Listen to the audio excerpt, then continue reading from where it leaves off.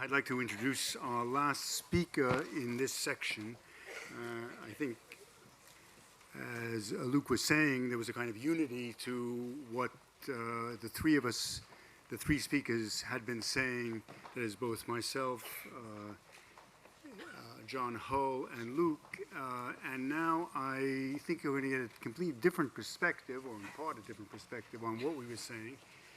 Because as I said to you, there's no, well, I should have said to you maybe, there's no absolute truth, and certainly we're dealing with something we don't really understand very well, and consequently it's good to get other perspectives.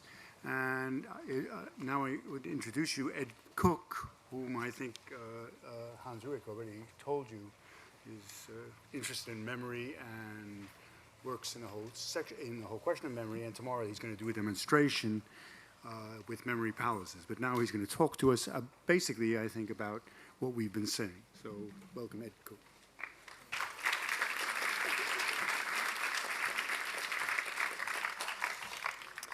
This is the most relieving thing to find left on my lectern.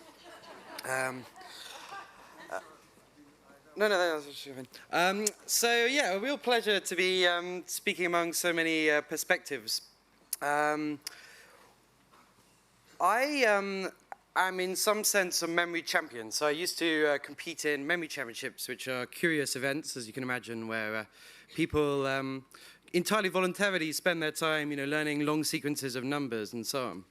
And I'm going to talk a little bit about that. But one of the most interesting things about sort of self-reporting as a sort of memory man or being perceived as that is that almost everybody who hears that this is what you do, or who you tell that this is what you do, will say, oh, I have a terrible memory. And this is quite interesting, because I used to think of myself as a philosopher. So, in nightclubs, I'd, meet young ladies, and they'd say, what do you do? I'd say, I'm a philosopher. And what's interesting about saying that you're a philosopher is that people don't report that they are terribly superficial and hate thinking about the profundities of life. And in fact, that they are, airheaded. Whereas with memory, we're kind of much happier to admit that we've got a terrible memory. And I think that this is indicative of what I would generally call the kind of the dehumanization of memory, due to the fact that we do kind of continue to think of it as storage.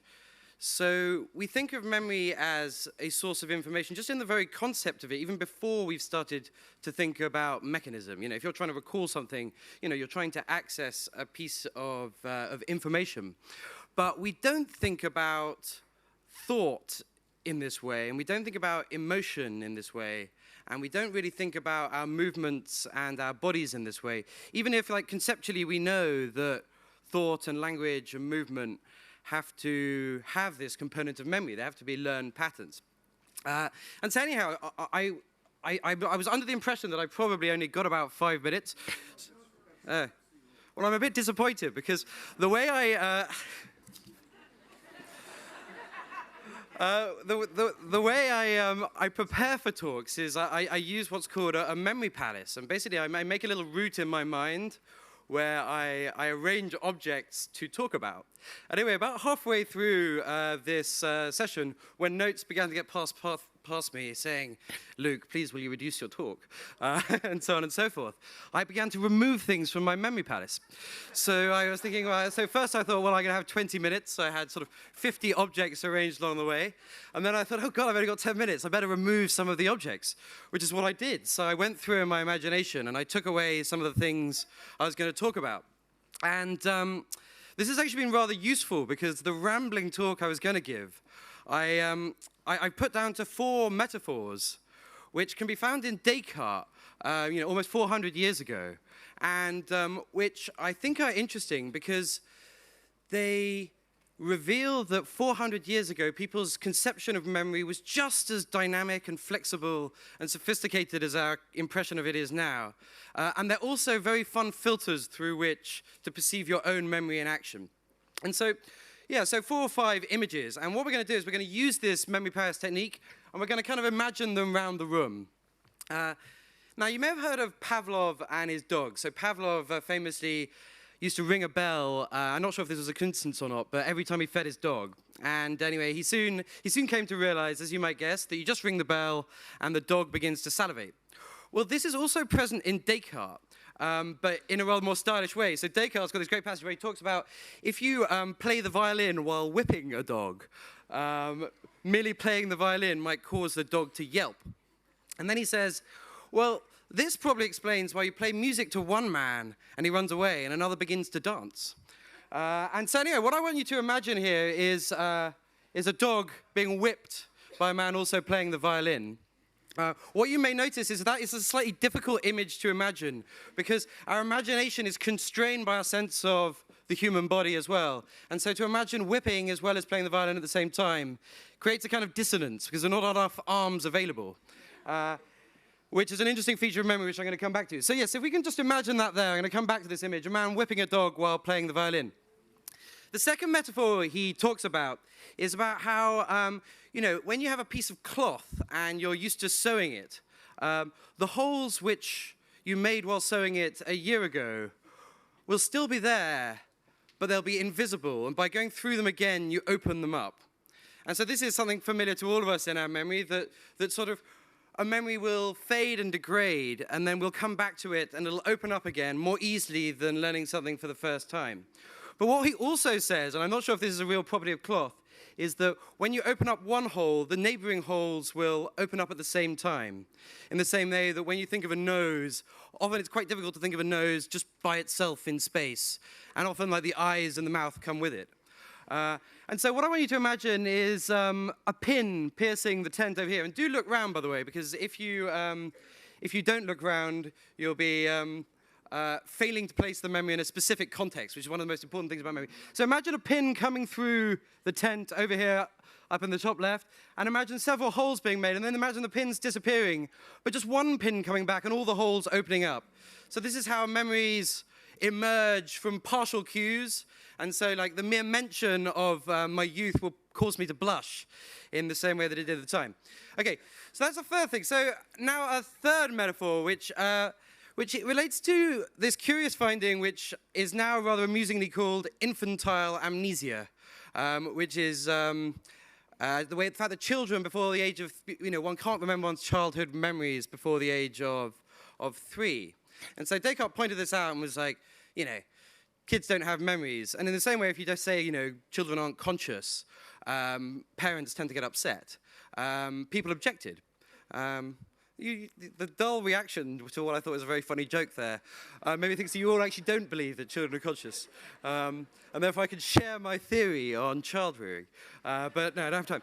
Okay, but anyhow, regarding childhood memories, he talks about, in the same way we often talk about paths in memory, of the path some feet might make across a beach. And if you've got a single pathway, it's terribly clear how the memory goes. If we imagine this space as a beach and a single set of footmarks passing across the beach, it's extremely clear where those footmarks are. But if you get a crowd of children to play on a beach all day, no pathway is available to the eye. You can't see where any one person went, while at the same time, it's obvious that feet have been everywhere. And this is what, our recollection of the past is like. We have tens of thousands of superimposed images, in some sense, in our minds. But the difficulty of recall is the difficulty of stringing them into events which actually happen. And so we heard from Israel about, Elizabeth Loftus's experiments, where effectively people are recombining memories creatively, recombining the fragments into what feel like coherent memories due to the sort of overwhelmment of data in some sense.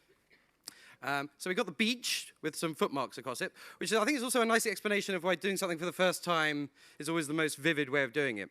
And what do we have up there piercing through the tent? Goodness. Okay, we're gonna.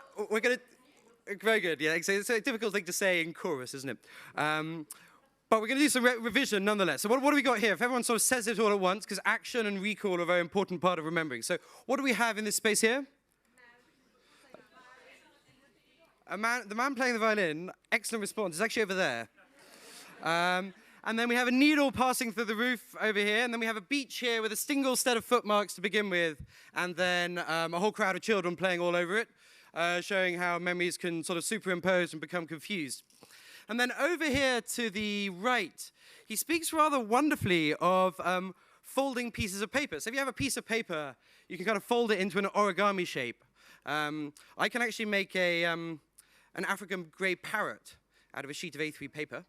And out of the same sheet of paper, and I can also make a bottle and a spoon and a cat. Often using the same folds which were there in the first place. But I can only make one of these things at any one point in time. And this, I think, is one of the points Luke was making, that rather than this sort of rather banal idea that like little areas of our brain could kind of contain individual memories, instead there's this vision of like the entire brain collaborating in putting together a particular vision in your mind. In the same way that if you have a piece of paper and you want to make a picture of an origami figure of an African grey parrot, you can do that at one moment, and with the same folds and the same paper, you can also make a cat or a spoon, but not at the same time. And similarly with our memory, for instance, I can recall the highest score I ever made in a cricket match, which was 75 against Mid Glamorgan in 1997. But I can't remember that at the same time as I can remember once scoring 0 runs in an hour and a half, because they're different events. Again, like cricketing anecdotes, like... Falling your dead ears. Anyhow, so over there, what I want you to imagine is this piece of paper. And this is a wonderfully powerful way to think about memory as something which is the shape of one's mind, the tissue which runs through one's mind, which can be formed into many shapes using the same folds, but which can never be in several places at once. So over there, we've got a piece of paper. Very good. Yeah, and let's call it a...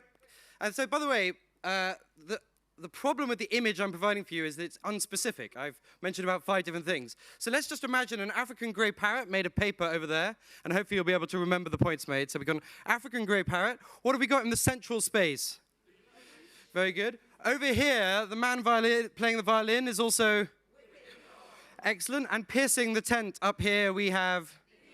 Okay, superb. Okay, and so finally, the last metaphor, again coming from Deco. It's quite cool. There's kind of, you think of like people in the past being A in black and white and B kind of stupid. But now we're going to imagine basically how they used to describe animal spirits, which when you read about it in books, you kind of feel embarrassed for the past. You're like, they were so rubbish, weren't they?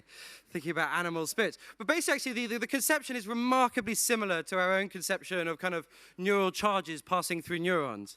And so he talks about how animal spirits between the world and sort of, the back of the brain pass through all the fibers, which are basically the tissue of our brain. And depending on the force of the animal spirit, and depending on how the fibers are currently arranged, things get reorganized, they get rearranged, the fibers get bent. So that the next time the animal spirits pass through, they're going to be sent on a particular pathway. And so he talks about how if you have an exceptionally vivid image, for instance, no, I can't think of a vivid image. But if you have an exceptionally vivid image, and that imprints the brain in a certain sort of way, it rearranges the fibers, it creates a vision in your mind. The next time things pass through, they're going to be sort of sucked into that image, and that image is going to dominate other ones. And so this is kind of this very kind of magical and confusing aspect of sort of, how the brain is known to work, which is that, memories are stored on top of other memories. That, rather like our, what was the bird over there? Very good. Specifically, it was a... And in the middle here, we have a... Very good. And down in the corner, we have a... Very good. And piercing the roof of the tent, we have a thing. So here, we're going to have animal spirits. So this is, I think, the only way the modern imagination, because thought is also constrained by our memory, can really imagine animal spirits, is by going back to Ghostbusters and the way the ghosts pass through the tunnel. We can imagine that happening here, passing across the stage. And that's going to be our recollection of animal spirits. So I said at the beginning that, when I tell people, like, I'm really interested in remembering things, and they kind of look at me as if my major social kind of problems are complemented by cognitive ones also.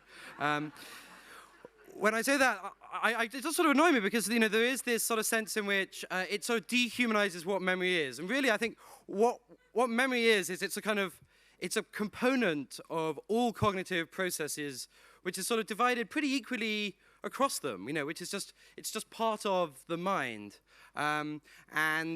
Which is to say that it's a very, very human thing. So what I'm going to do is I'm just going to pass through the images again and sort of relate the points I'm trying to make, and I hope that perhaps later tonight, just as you're going to sleep, you can just sort of experiment with seeing if you can recall these.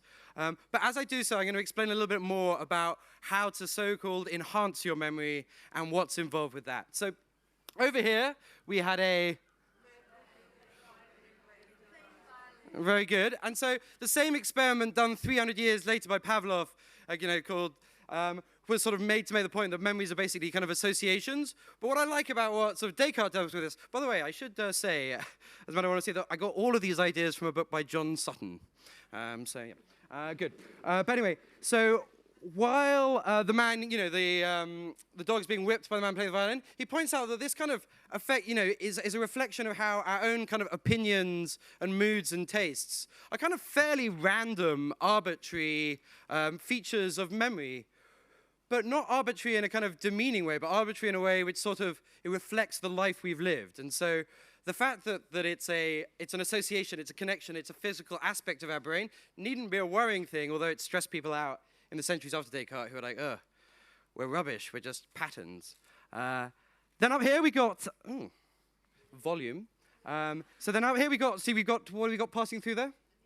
Needles. And so this is the idea of the brain as kind of tissue, as patterns form which come back. And then on the scene here we have the beach, very good, and the bird up there is, and the point of the African grey parrot is the same mind can be folded into many different shapes using the same folds. So that, when I remember, I don't know, the Sultan of Brunei, and when I remember the word sultana, parts of the same, similar components there are playing a role in both memories, which is, by the way, why you always feel so awful at a house party when you've just met like a Catherine, a Karen, a Kate, a Catherine beginning with a C, and a Catherine, and your mind sort of seems to turn to jelly and your brain goes blind. The reason is because of the high level of interference between those memories, which are always trying to use the same components to create distinct images.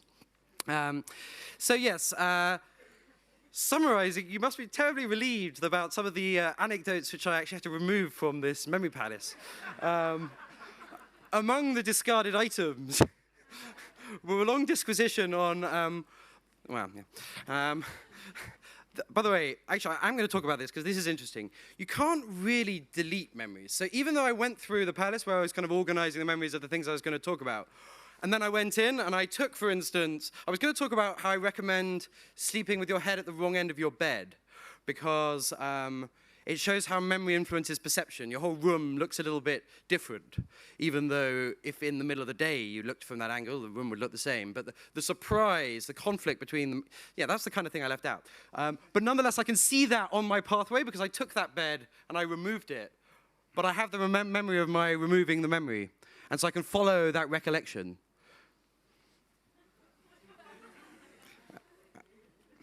Thank you. So to summarize why this is relevant to sort of the improving of memory, what we do in memory championships is we use space to structure memory, because you're never going to get confused by the position of the dog and the African grey parrot. Everyone point to the African grey parrot. Very good. And everyone point to the dog. And everyone point to the African grey parrot. And everyone point to the dog. Good. And so there's no possible confusion about the location, and it's kind of random access. If we think like, jump from the beach to the needle to the dog, back to the beach, is that an isosceles or a scalene triangle? The question makes sense, and that's quite cool. Whereas if you were to sort of say, go from your concept of spoons to your concept of forks to your concept of the cat, you don't have a notion of how they connect, and therefore they're less manipulable in your mind. Anyhow, so the reason for this arrangement is it gives this very precise spatial arrangement of memories, which means they're very difficult to recall in order, backwards or forwards, and fun. The reason is also to give them their own context, because memories require context, otherwise they get sort of dispersed and they interfere with each other. And the reason we've gone for like vivid images, a needle piercing the tent, the reason we use metaphor at all, a beach rather than an abstract point about memory, an African grey parrot rather than the rather cryptic saying that your mind can take many shapes using the same folds, is that we remember what is sensory, what is visual, or what is tactile, or what sort of evokes an emotion through our various sensory modalities. And as soon as something becomes abstract, it becomes less easy to remember. And so these are basically the principles of memory. And so when, for instance, I learn a 1,000-digit number, what I do is I just arrange lots of images around a space. Every image stands for a number. And then when I'm recalling a number, if I recall the number 7831809720. That's normally a very difficult thing to remember because it's just numbers and they all sound more or less the same and they don't have any meaning. In my mind, 78 is a guy who used to bully me at school and once hung me upside down by 1 foot in my boxer shorts from a staircase, which was a very memorable moment and much more memorable than the number 78. So I just imagine him here. And 31 in my private vocabulary of images is Claudia Schiffer. And so I'd imagine her talking to him in her memorable yellow underwear from the Citroën advert. And then 80 is my friend Adrien de Froment, who's got a very amusing face. And I imagine him gesticulating with the charisma of the glance you mentioned. And then 97 is Andrew Flintoff, the cricketer. So I'd imagine Adrian gesturing with Andrew Flintoff. And then 20 finally is my father. So I imagine my father in the corner. And so if I were to ask, who was the model over there, you'd say Claudia Schiffer. And do you remember what number she was? Which is a curious thing, that you remember that better, even though it's not even your own image, than you would have just relying on normal memory. And so my final thought is that today, we're most concerned with memory because we've got a quite kind of scientific mindset. Everything has to be like, corresponding to reality. We've got this very scientific mindset, so we think of memory through that lens when we do our science and when we do our thinking. So we're very concerned about whether it reflects things which happened in the world in a kind of correspondence sense. Is my recollection of, There's a very curious thing which happened. This is, by the way, I'm going to finish with what has happened in my brain, those 3 seconds where I couldn't think of an example of a memory. When you're thinking, and you sort of, you cast out for a thought. I wanted an example of something. Various things kind of fluttered past the front of my mind. One of which was something which had never happened, which was me hitchhiking in Bogota, which is just like basically a random combination of sort of words. And then I was like, that's useless, that didn't happen. And then I tried to think of something interesting which happened in the last 2 days, drew a blank, and then there was just a picture of me standing outside a shop. And this is kind of what thought's about, is this kind of skillful manipulation or unskillful manipulation of memory and image and so on and so forth. And so anyhow, going back to the scientific point, I think we shouldn't worry so much about the fact that our memories aren't very good and we don't remember that I was supposed to be at the doctor at 11 o'clock in the morning. Can I be helped with that? And we should instead focus more on the kind of rather exotic and unpredictable ways in which memory enters into thought and language, and the ways in which it's more difficult to understand the sentence, the man played his violin while whipping the dog, than it is to say the man played the violin while humming a tune, because of the contours of our imaginations and the contours of our memory. Thank you.